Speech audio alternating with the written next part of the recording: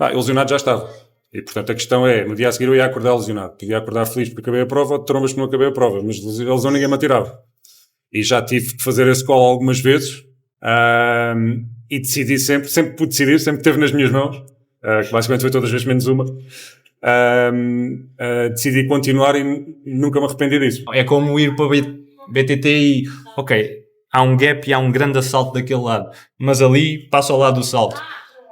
Tenho que decidir, vou pelo salto e vou curtir meio segundo, ou vou por ali e tenho a certeza que não me acontece nada e vou continuar a pedalar.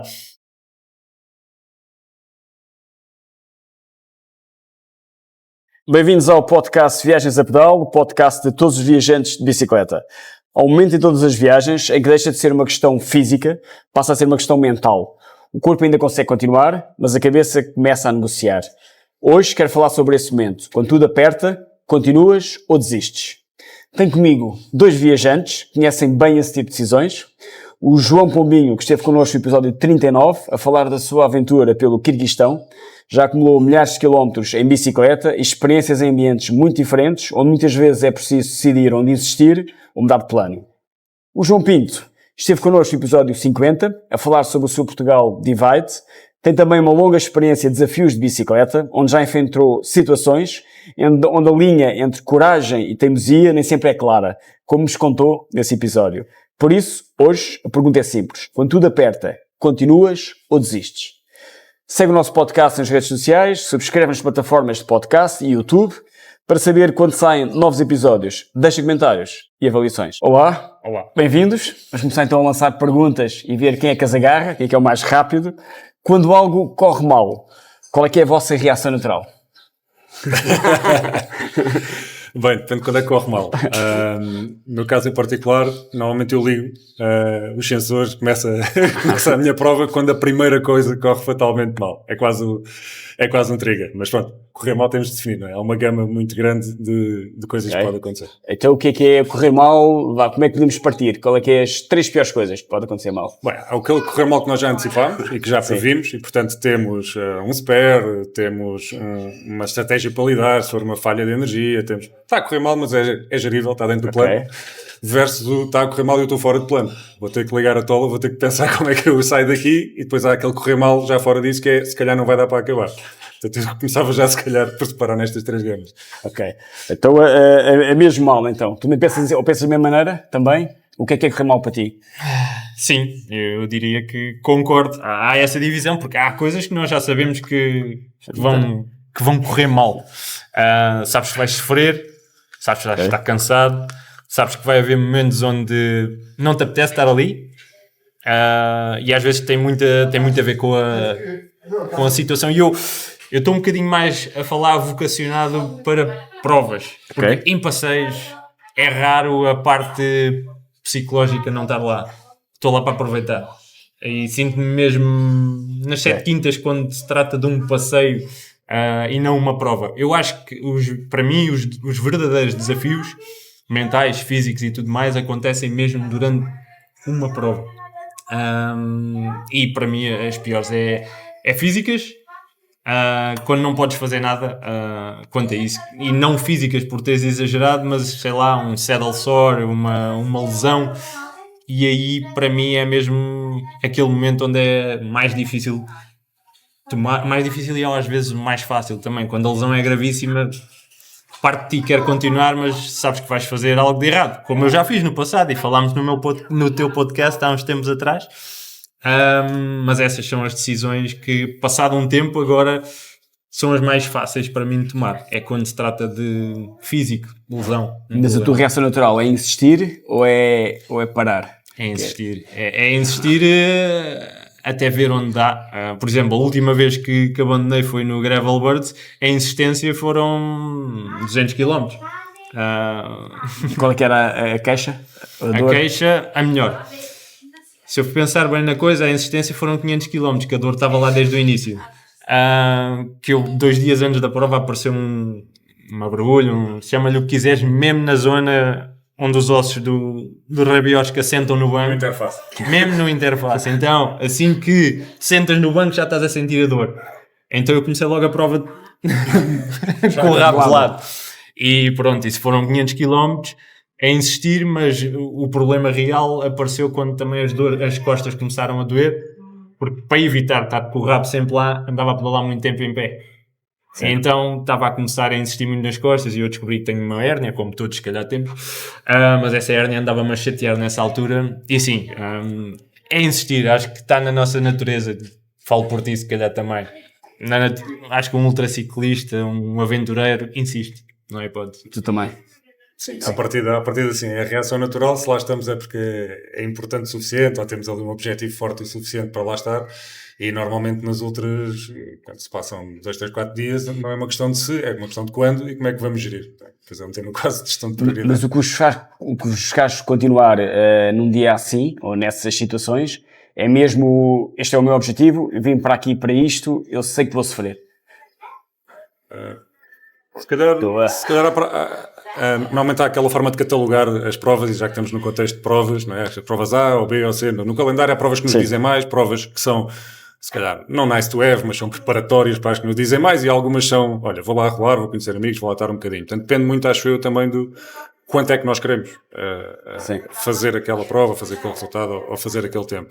E isso também nos dá uma predisposição para quão longe é que estamos disponíveis para ir. Eu, se calhar, se estiver numa prova B e tenho uma prova A daqui a 1 mês ou 2, corto mais cedo e resguardo-me mais do que, obviamente, se estiver num cenário em que essa é a prova principal. Portanto, acho que esse critério também anda um bocadinho de braço dado. Agora, dito isto, acho que todas elas nós, à partida, vamos insistir o possível enquanto achamos que não vamos estar a causar um dano duradouro ou fazer algo que nos ponha em perigo, tipo adormecer e dar um malho daqueles grandes que só damos por elas já com o alcatrão na boca. Portanto, tem muito a ver com o contexto. Acho que é por aí. Temos uma predisposição, mas depois o contexto é que dita o quão cedo e quão agressivamente é que perseguimos essa decisão. E daí, para ti, ou pensas... Não, é exatamente o mesmo. Adiciono só algo que comecei a perceber ao longo dos anos, que é quando é a primeira vez que estás ou naquele tipo de prova ou com aquele tipo de objetivo ou tentar aquela aventura, psicologicamente sinto-me mais resiliente nessa. Quando é uma repetição ou estás na mesma prova, eu noto que mentalmente é mais fácil dizeres que não e que não queres continuar, porque já conseguiste, o meu diabozinho cá dentro diz, já fizeste isto, pá, para que é que estás aqui a sofrer outra vez? Já fizeste pior, e começa essa batalha interna. Eu sinto muito essa batalha. Não só estar na prova, mas já ter acabado a prova, que também é importante, não é? Sim. Porque ao fim e ao cabo a prova já foi, o achievement já foi feito. E agora o que é que eu estou a querer ir buscar mais? Se calhar preparei melhor para fazer um tempo melhor. Se já não vou conseguir, mas o achievement já está feito, já não tenho assim tanto a ganhar. Sim. E isto aqui, se calhar no plano racional dizia, mas ia na mesma e tal. Não, mas lá no esforço, quando já estamos só com tunnel vision e tal, a coisa fica muito mais simples. É uma coisa mais animal, não é? Uma coisa mais biológica. Queres ou não, vais cerrar os dentes ou não, vais esquecer a dor ou não. E o limite, qual é que é o limite? Para suportar a dor? É perceber que, como é que eu percebo que vou ter, isto vai ser irreversível? Ou vai ter uma consequência grave? Esse é o limite? Queres? Olha, para ser sincero, eu acho que tem muito a ver com falo por mim, às vezes tem muito a ver com emoções e o momento da prova. Tu podes estar num estado lastimável e a fazer mal a ti próprio e mesmo assim seguir.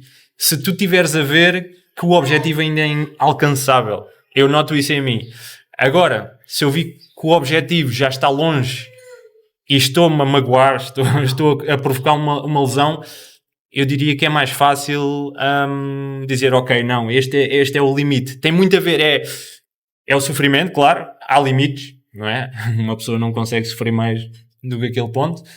E depois é o momento da prova. Eu acho que decide muito. Se tu estiveres na luta pela vitória, tu vais sofrer mais.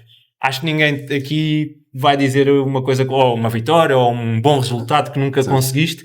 Tu vais conseguir dar sempre um bocadinho mais.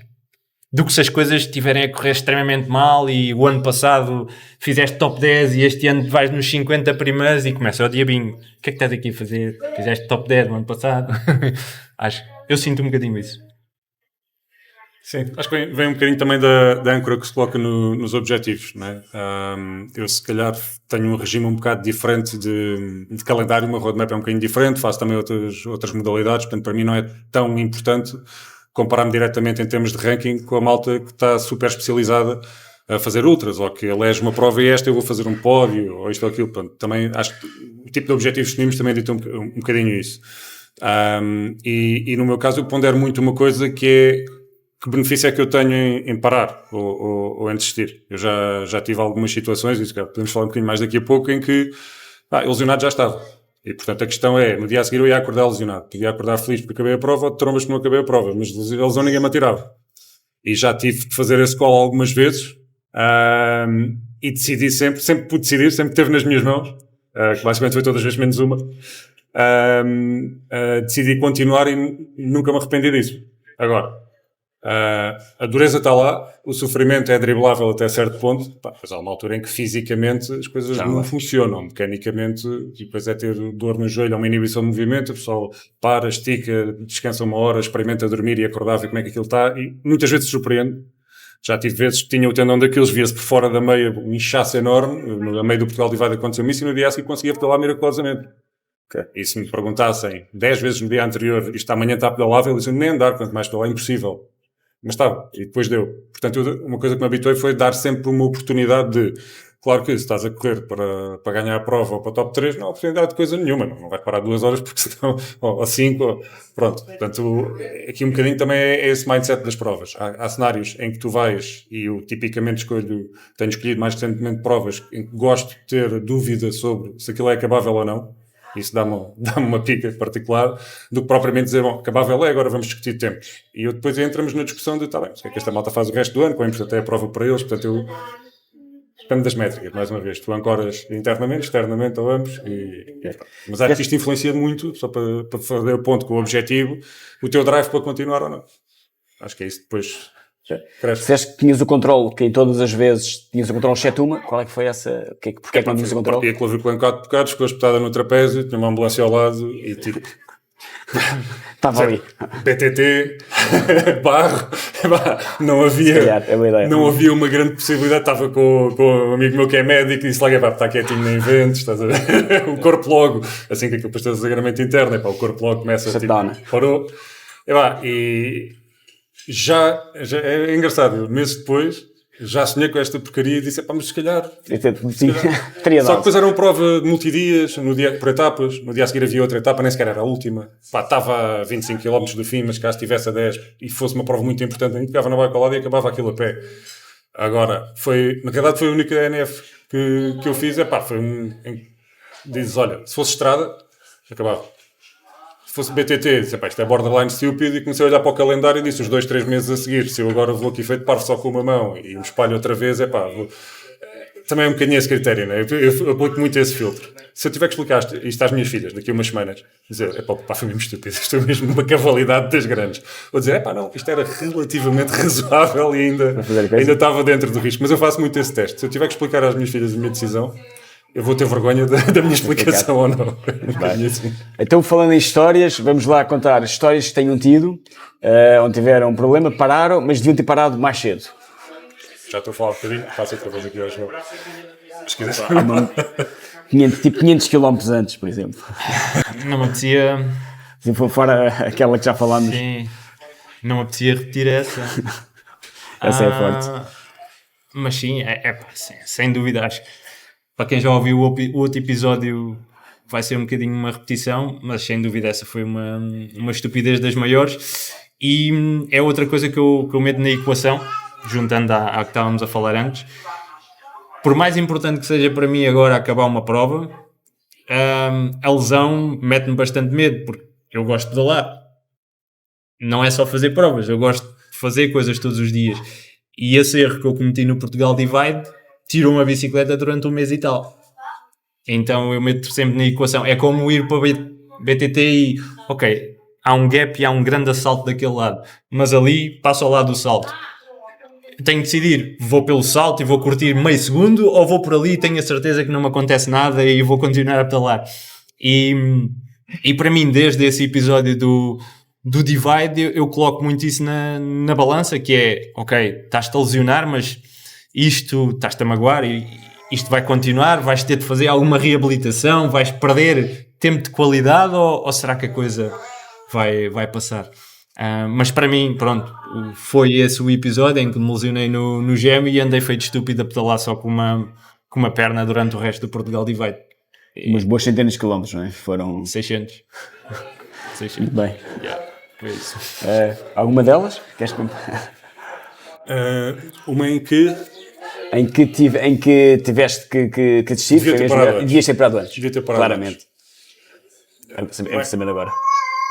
desistir não, porque fora essa da clavícula não aconteceu, mas no Quirguistão, na Silk Road, pá, devia ter parado 2 horas antes, na noite do platô, quando apanhei menos 15, se soubesse o que sei hoje, mas pronto, em hindsight é tudo muito óbvio, é tudo muito, portanto, eu não me estou aqui a castigar, porque na altura, de facto, com a informação que tinha, não era tão óbvio. Aprendi alguma coisa, que foi...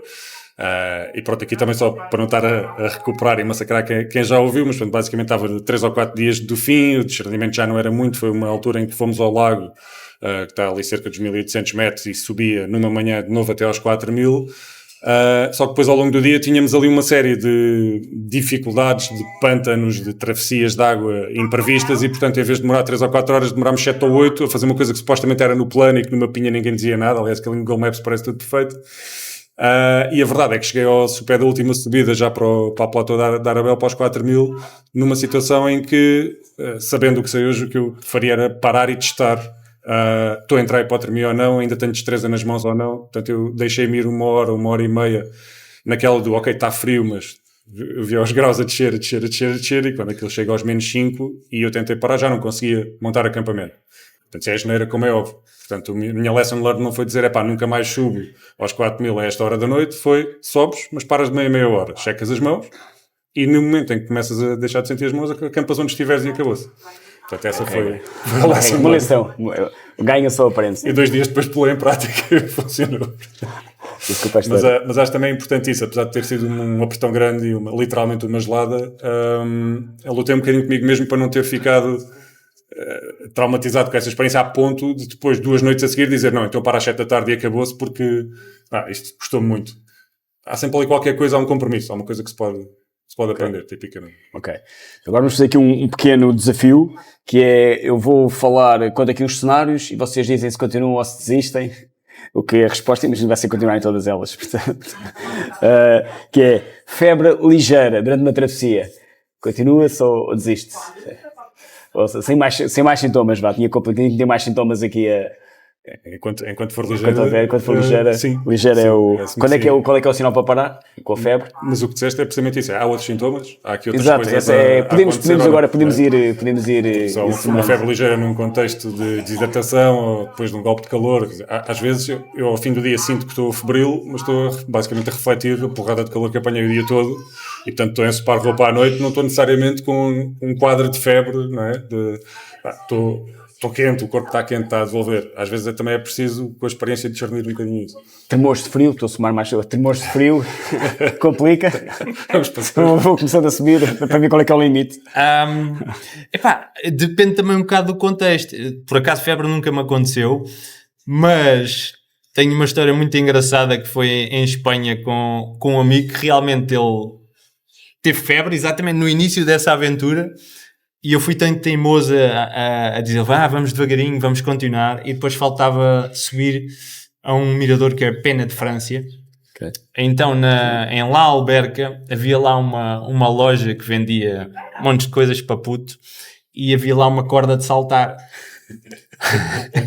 Então eu fui à La Alberca, à loja, comprei uma corda, atei-o à minha bicicleta e ajudei-o a subir lá à Alberca. Se calhar se fosse hoje em dia, acho que também ser pai agora deu um bocadinho mais de juízo. Não sei se obrigava o coitado a pedalar, mas o que é certo é que a 2/3 da subida ele começou-se a sentir tão bem, e acho que foi a febre, foi o medicamento, começou a entrar em funcionamento, tirámos a corda e a parte final de Pena de França foi ele que a fez. Dá-lhe o kickstart.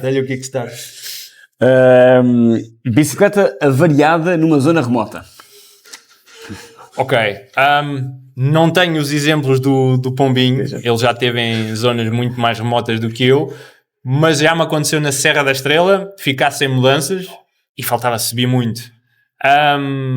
Então, basicamente, eu também não queria cortar a corrente, porque se eu cortasse a corrente, basicamente só ia mesmo ter aquela mudança na cassete. Então fiz a subida que faltava, andei a sofrer, a subir, porque sabia que depois, aí 20 ou 30 km à frente, estávamos perto da casa de um amigo nosso, da família de um amigo nosso, que até era ferreiro e tinha assim uma boa loja de oficinas. Então quando chegámos lá, ele tinha um serra-cabos. Então não cortámos a corrente, colocámos um serra-cabos, atrás a corrente ia sempre na mesma posição da cassete, mas o desviador assim mexia, então dava para mudar entre a talega e a pequena. Então acabei essa aventura só com duas mudanças, em que trocava à frente entre o 36 e o 52. Deu para gerir. E deu para gerir. Esse talvez foi aquele que tive mais próximo de desistir no passado. Quando era puto. Sim, quando era puto tive outra que também, essa foi gira. Foi na Arrábida, faltava 40 km para acabar um passeio de BTT, puro e duro, na Arrábida, e partiu-se o banco. Então foram 40 km a pedalar em pé, sempre com bastante cuidado para não ir ao ferro do banco que ainda estava lá. Que me lembro, não. Isso aconteceu ao Clamote, agora em 3 Portugal. Foi. Às vezes estava quase toda a pedalar. Sei o que isso já foi há mais de 10 anos atrás, mas sei o que isso é. Eu se calhar ligava isto um bocadinho às escolhas que se fazem antes, não é? Vamos o plano A, ou plano A e B, ou plano A, B e C. E eu se calhar era um bicho caro na Silk, porque à partida ninguém levava uma garrafinha de óleo mineral e um Bleed Cup. Usei-o 2 vezes durante a prova. E houve malta a acabar por falta de travão. Portanto, a desistir. E eu, mais uma vez, se eu chegasse cá e dissesse, então, porquê é que não acabaste? Tive um problema nos travões. Epá, ninguém vai ao Kirguistão e mete as fichas para ir e depois diz, portanto é claro que levei o Bleed Cup, é claro que usei, depois naturalmente depois é preciso lá algum sangue frio, aquilo é uma remoto cheio de areia, está tudo sujo, a probabilidade de um gajo cansado de meter porcaria na linha de travão também não é pequena, mas era outra coisa que eu ia ter que resolver, ao fim e ao cabo.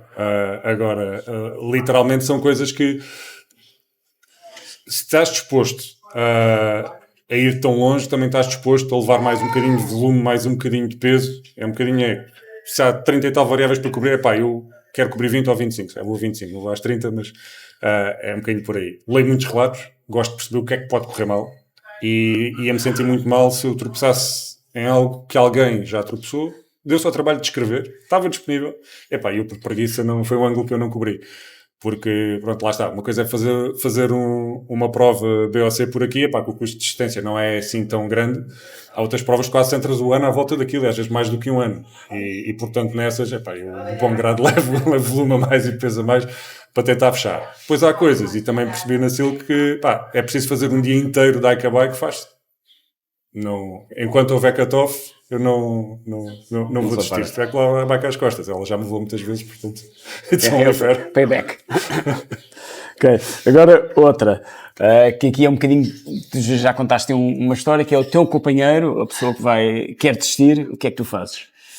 Contaste esse exemplo de puxar a corda, levá-lo até lá sempre, é uma boa... Sim, é tentar um bocadinho perceber também, lá está, aquilo que queres para ti, que é não entrar em problemas de saúde graves, é também perceberes o outro lado. E realmente, nessa altura, o Tiago, os sintomas que ele tinha era cansaço e era febre. Não havia vómitos, não havia outras... Então, tentei puxar um bocadinho por ele, porque o que acontecia ali é que, Pena de França, nós chegámos a La Alberca e até íamos dormir na zona de La Alberca, e Pena de França era ir e voltar. Então eu insisti um bocadinho com ele para ir e voltar lá ao topo para ele ir ver a Pena de França. Tenho outro exemplo, que isso aí foi nos Pirineus, com outro amigo, que ele começou com um problema mesmo. Ele depois acabou por ser operado e tudo aos joanetes. Ele no último dia eram umas dores surreais nos joanetes, já não conseguia basicamente pedalar, estar com... Melhor, ele tinha levado uns chinelos. Então, nós, com fita isoladora e um pneu de estrada, que tínhamos levado um pneu extra, aquilo, lá está, é a plataforma de ciclismo, não é? Então, enrolámos o pneu à volta do pedal para lhe dar uma plataforma, ele calçou os chinelzinhos e foi a pedalar até ao final com o chinelo. E acabou as dores, porque as principais dores eram por estar dentro do sapato e com o chinelinho. Lembro-me dessas... dessas duas situações. Depois há lógica, há outras que é, com a experiência também consegues perceber que às vezes tens alguém que está em baixo porque exagerou, ou porque não se alimentou, não se hidratou, etc. Então é tentar acalmar a pessoa e dizer, olha, come, bebe, hidrata-te, que daqui a 1 hora ou 2 vais estar lá, vais te sentir outra vez novo. E muitas das vezes isso tem acontecido. Sim, tentem puxar por eles. Eu penso que tento puxar por eles como gostaria que puxassem por mim, ou seja, com tato, com um desafio suficiente, não é? Dizer, bora lá, olha, amanhã vais ficar todo contente de teres feito isto, mas pronto, olhando sempre a perceber quão consciente é que a pessoa está, também. E isso é a experiência como o João está a referir. Já tive situações desde temas mecânicos que não davam para resolver, com o meu amigo Bruno Issa no Divide. Já tive temas físicos também que não foi possível resolver no North Cape, mas por exemplo no Mountain Quest já tive cenários de chegar ali às 7 da tarde ao último cut-off, e estava um amigo, depois ficámos amigos, já sentado, já com um caldo verde à frente, eu tinha acabado de chegar da bike, portanto pedi também um caldo verde e disse, então bora lá e tal, e eu disse, não, já desisti. Já desististe como? O que é que se passa? Está boa? Está. E tu? Não está a dar. Está a dar como? Não, isto já não dá, estas horas já não dá. Eu vou. Queres vir? Vamos experimentar. E lá fomos, monte de farinha, não sei o quê. Acabámos. Aí a 50 minutos do filme, mas acabámos. E às vezes é preciso esse desafio. A pessoa às vezes sozinha já não está para ir, mas com a companhia, olha, vamos lá experimentar, ver se dá. Nunca vamos saber, não é? Se ficarmos aqui. Às vezes é esse triggerzinho que falta. Falta pensar. Já vi que vocês fisicamente nunca desistem, continuam sempre. Então, e se estivessem num cal onde não houvesse nem cartões de crédito, só tivessem dinheiro, o dinheiro estava-se a acabar, aí continuavam ou desistiam?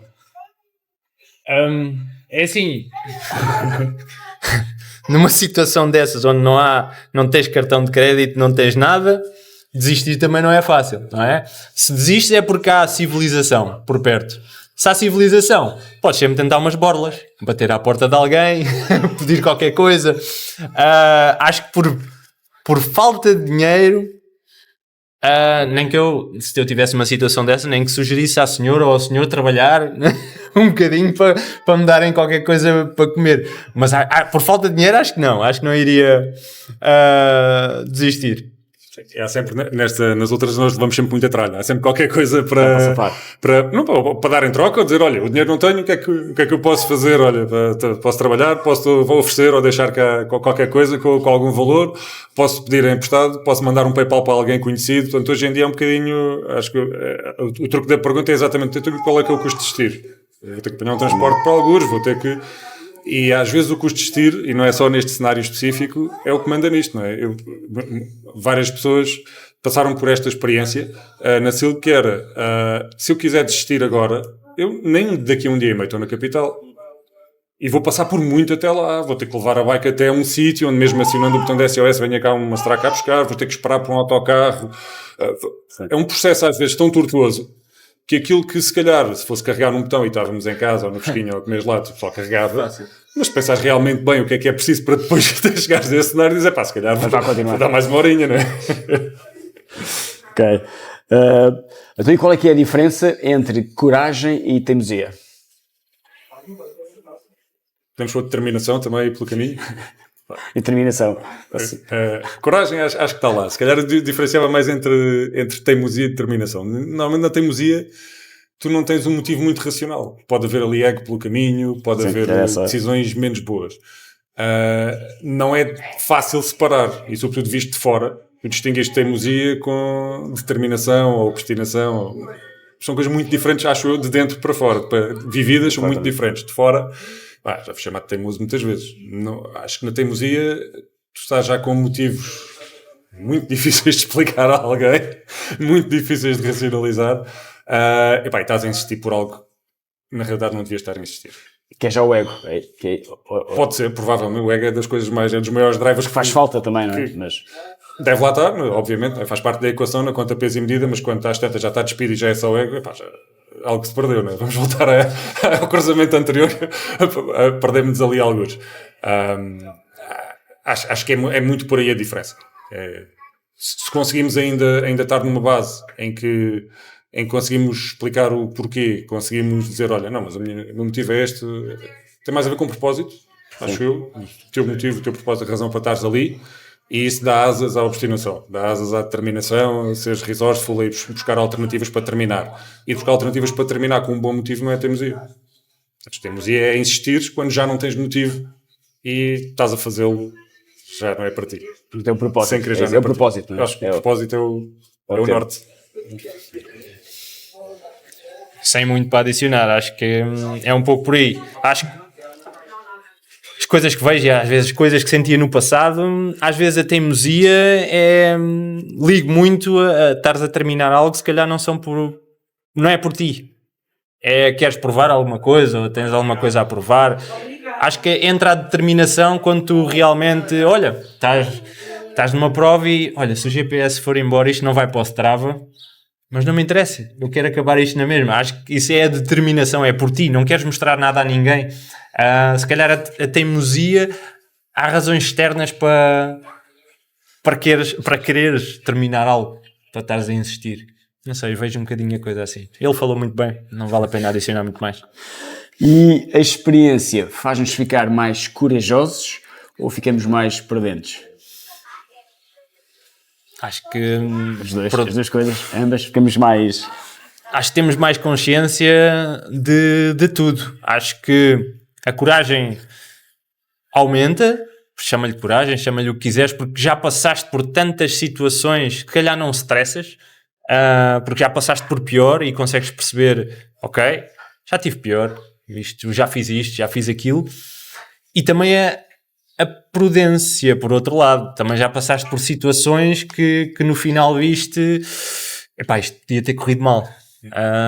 E às vezes também te dá esse clique, não é só o clique, consegui, fiz, isto é mais fácil, mas se calhar é outras situações onde, epá, eu fiz isto e consegui, mas no final fiquei com aquela sensação que podia ter corrido mal. Sim.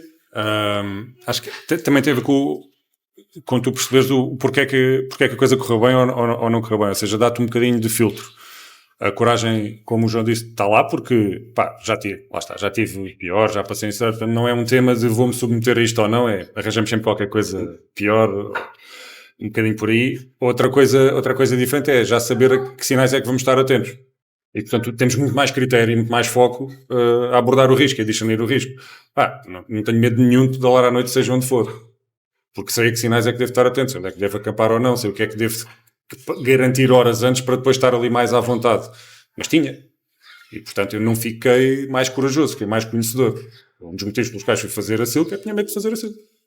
E se nós pensarmos bem, se visualizarmos o que é que implica estar tão remoto, eu não me via acampar à noite, seja a que altitude for, seja em que sítio for, até que lá estás e começas fácil, começas em situações de dormida mais ou menos ok, e se calhar saltaste direto para as piores condições de dormida que tens durante a prova, não ia correr bem. Houve malta a panicar, houve malta que parava cedo nas localidades. Acho que o conhecimento traz-te critério. E o critério permite-te abordar o risco de uma forma muito mais certeira, vamos dizer assim. Quem olha de fora, aquilo parece coragem desbragada, mas não, acho que é conhecimento, é vivência. Já lá passaste e, portanto, tens um jeitinho diferente. Ok. O que é que vocês podiam ensinar ao vosso eu da vossa primeira experiência mais dura que tiveram? O que é que sabem mais hoje que não sabiam nessa altura? Pegando no fim da outra, não é? Já passaste pela experiência, já viveste cenários específicos. Tinhas tudo isso para ensinar, mas é a parte factual. O que eu acho que não se ensina e que o bichinho estava lá e eu, se voltasse atrás, diria, olha, o caminho realmente era esse, é ser um caminho incremental, é não teres medo de fazer coisas pela primeira vez, mas teres o cuidado de não dares o passo maior que a perna. Ajuda-te a ter coragem na vez a seguir se tiveres os dentinhos ainda todos. E, portanto, se alguma coisa eu voltava atrás e dizia, sim, olha, vale a pena mandar-te um bocadinho para fora de pé de cada vez. Manda-te sempre um bocadinho fora de pé. Não demasiado, mas sempre um bocadinho. Porque vais aprender. No fim do dia vais aprender. E a vez seguinte, em vez de dominar as 10 variáveis, dominas 12, ou 15, ou 18. Se tentares saltar direto para as 20, em princípio, a coisa pode não correr bem. Tudo o que ele disse, adicionando, para o passado é conforto, conforto, conforto. Eu, por acaso, tive pouco tempo fora dessa mentalidade, mas neste tipo de aventuras, se estás confortável, se já testaste alguma coisa, acho que tens de esquecer um bocadinho se a bicicleta é bonita, se o banco é bonito, se vais mais pesado, se vais mais leve, se vais confortável, isso é meio caminho andado. Porque tu podes ser o gajo mais forte do mundo, mas se tiveres com dores de pés, dores de costas, dores de braços, porque a tua bicicleta é demasiado agressiva, demasiado rígida, não tem suspensões, etc., não vais conseguir fazer nada disso. Então diria que, por acaso, lá está, perdi pouco tempo nessa história do a bicicleta bonita, o setup lindo e não sei o quê, perdi pouco tempo aí. Não. Conforto. Vais ao fim do mundo desde que estejas confortável. O resto é uma questão de descansar, comer, alimentar. Ok. E é o mesmo conselho que dariam a alguém que vai começar uma viagem, que vai ter alguma dificuldade, seria esse mesmo conselho que lhes dão? Diria juntar preparação, sem dúvida. Não é preciso falar em treino. Há pessoas que odeiam a palavra treinar, não é? Não gostam desse conceito de treinar, mas na realidade ir pedalar, sair, nem que seja fazer horas, é uma espécie de treino. E não é preciso reproduzir exatamente aquilo que se vai passar, mas é preciso passar por um bocadinho. É preciso perceber em condições controladas, e há amigos meus que me chamam maluco, que eu às vezes utilizo dias de tempestade mesmo agressivas para ir para a rua. E chamam-me, o que é que tu foste fazer para a rua? E eu fui aprender. É que é mesmo, olha, fui ver se este casaco é realmente bom. Fui ver se me estou confortável depois de 3 horas a levar com chuva e granizo e vento. E às vezes tipo paro no meio da volta e sento-me numa paragem. Ok, vou-me parar aqui um bocadinho. Deixa o corpo arrefecer. Agora vou arrancar. Estou horrível, estou-me a sentir gelado. O que é que eu devia ter aqui? Outra muda de roupa, uma camisola interior, etc. E acho que é isso. É testar. Chegarem a um setup confortável. Se encontram aquele sapatinho que é perfeito e confortável, mas é feio, não interessa, é confortável. Vocês, passado de 20 horas, não querem saber se o sapato é bonito, querem saber se ele é confortável. Não querem saber mais absolutamente nada. Vão se esquecer completamente do peso que levam atrás. Há peso, que acho que falámos, não tocámos nisso no final do nosso episódio, mas eu disse algo que volto a repetir aqui: há peso que te torna mais rápido. Nem todo o peso te torna mais lento, porque a rapidez numa ultra é o tempo total, não é o tempo em andamento. Então se tu levares à partida 3 kg de comida, não vais parar em cafés, provavelmente vais perder menos tempo. Então é isso que eu chamo o peso que te torna mais rápido, como levar um bom bivi. Ou seja, em condições extremas não tens de parar num hotel para dormir, mesmo que esteja más condições atmosféricas. Vais parar, largar o teu bivi e estás pronto a continuar. No limite tens a escolha, não é? Se for um bom hotel, se for uma coisa que se vê, olha, até uma paragem rápida e consigo estar em mais conforto, ganhas essa opção, mas nunca tens aquela agonia de, mas se não houver um hotel, o que é que eu faço? Não, claro, tenho solução. Está coberto, tenho plano B e C. Então posso ir com a tranquilidade de ter um plano A. Isso também te faz ir para sítios que de outra forma tinhas de ser mais conservador. Em termos de horas, em termos de progressão, teres uma solução disponível dá-te esse conforto, dá-te essa calma para ir. Eu também, pegando no aspecto do treino, que eu não sou um tipo de treinar, normalmente monto, não tenho muito tempo livre, e monto o calendário de provas para umas irem servindo um bocadinho de treino para as outras, mas é ir à procura de condições equivalentes, de ir fazer as tais aprendizagens. Portanto, eu vivo muito no conceito de, chamo-lhe disposição, ou meter uma disposição ao que seja, uma disposição gradual, e que eu vá. Eu não faço aquela cena dos junk miles, né? Ninguém diz que faz junk miles, ou malta que faz junk miles que outros. O meu teste é o que quero que as horas ou os quilómetros que faça, o que é que aprendi, o que é que lá vou, o que é que sai diferente. Às vezes é o físico, às vezes é a tola, às vezes é a preparação, às vezes é um bocadinho de todos, mas alguma coisa há de ser, porque ele tem um objetivo. E muitas das vezes o objetivo é precisamente esse, é aprender. Eu acho espetacular o exemplo que o João deu, porque não é só testar o equipamento, que todos os casacos são bons até a primeira hora de chuva, depois à quinta ou sexta é que se percebe se são bons ou não. Mas também o aspecto e achei delicioso o exemplo de parar e arrancar a frio. O que é que eu vou sentir? Pá, se calhar transpirei demais esta shell, depois dava para respirar ou não. Porque era muito confortável, protegeu-me da chuva. Mas depois por dentro foi de asa, estou ensopadíssimo por dentro. E outra coisa gira, há cenários ali mistos, em que está um bocadinho de chuva, trovoada, não sei o quê, e é fácil desidratar com chuva. E nós estamos a suar que nem uns cavalos, o corpo precisa da água, precisa de hidratação, só que tu dizes, olhas intuitivamente, não é nada disso. Se não passares por ela e se nunca estiveres desidratado num dia de chuva, é uma daquelas coisas que não é óbvia. Lá está, é a exposição. Temos de ter um programa sobre sobrevivência, como disseste mesmo. Muito obrigado aqui pela vossa... Eu confesso que continuo confuso. Não sei se é de continuar a ser de existir. Para quem não está, recomendo que podem subscrever o canal para ouvir os próximos episódios e até à próxima. Obrigado, pá. Foi um gosto estar aqui a ver essas histórias e ficar cheio de dores a pensar nisso.